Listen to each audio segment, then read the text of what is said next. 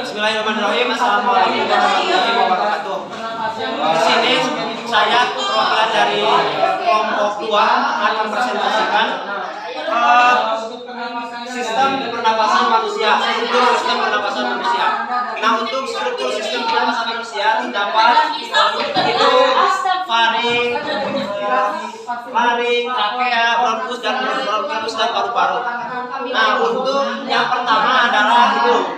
Hidung adalah organ pertama yang dilalui oleh udara, sehingga di dalam hidung terdapat filter berupa bulu-bulu dan juga lendir untuk memfilter udara yang masuk. Selain melalui hidung, udara juga bisa masuk melalui mulut, tetapi mulut tidak mempunyai filter, sehingga jika kita menggunakan mulut, kita akan rentan untuk terkena batuk. Nah, selanjutnya setelah rongga hidung ada yang namanya faring. Faring adalah tempat persimpangan antara tenggorokan, antara rongga hidung dan rongga mulut menuju ke tenggorokan dan kerongkongan. Di dalam faring terdapat katup yang dinamakan epiglotis. Katup itu berfungsi untuk mengatur keluar masuknya udara dan makanan melalui tenggorokan dan kerongkongan.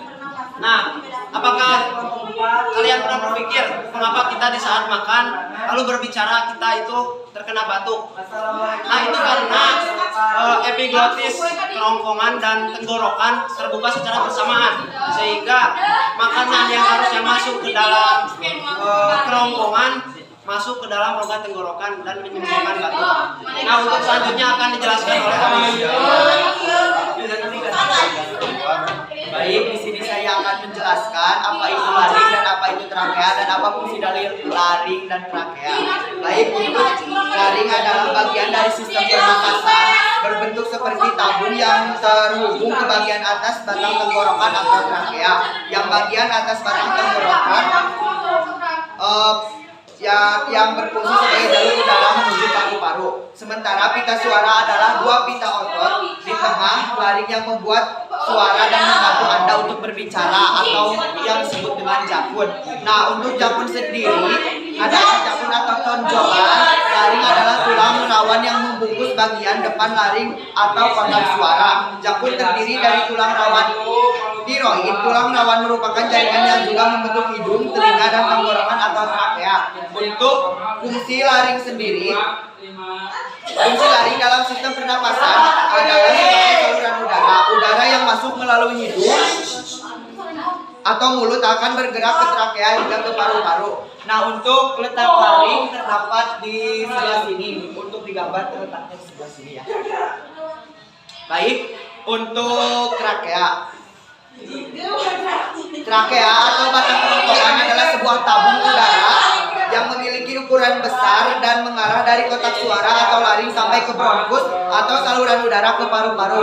Untuk fungsi dari trakea sendiri, fungsi utama trakea bagi manusia adalah membawa udara ke paru-paru. Trakea atau yang lebih sering disebut batang tenggorokan bekerja di udara yang dihirup oleh hidung dan mulut ke bronkus paru-paru. Untuk letak trakea sendiri terletak di bawah laring, atau dalam di gambar ini terletaknya di sebelah sini. Baik, untuk pengertian dari trakea dan laring cukupkan sekian. Sekarang lanjut ke pengertian dari bronkus dan bronkiolus yang akan dipresentasikan atau disampaikan oleh Yoga. Terima kasih. Baik, untuk selanjutnya yaitu pengertian dari bronkus dan bronkiolus. Bronkus sendiri terletak di area ini. Bronkus memiliki beberapa fungsi, tetapi ada satu fungsi utama yaitu menjadi saluran atau penyedia jalan bagi udara untuk masuk dan keluar dari paru-paru.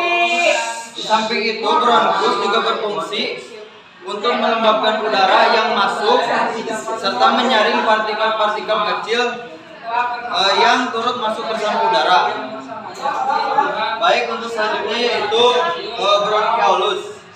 Bronkiolus terletak di area ini, berfungsi mengalirkan udara ke dalam alveoli. Bentuknya mirip seperti ranting pohon yang berukuran kecil. Setinggi sekitar 0,3 sampai 1 mm. Bentuknya seperti cabang pohon. Baik, untuk selanjutnya akan dijelaskan oleh Nisa.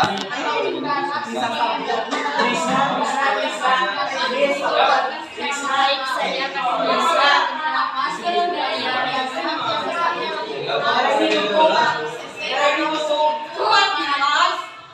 yang yang keempat adalah pada saat yang menjadi siswa atau siswa yang sehingga orang tidak dalam yang mengeluarkan napas maksimal yang besarnya adalah 1000 cc atau sebagian dari siswa yang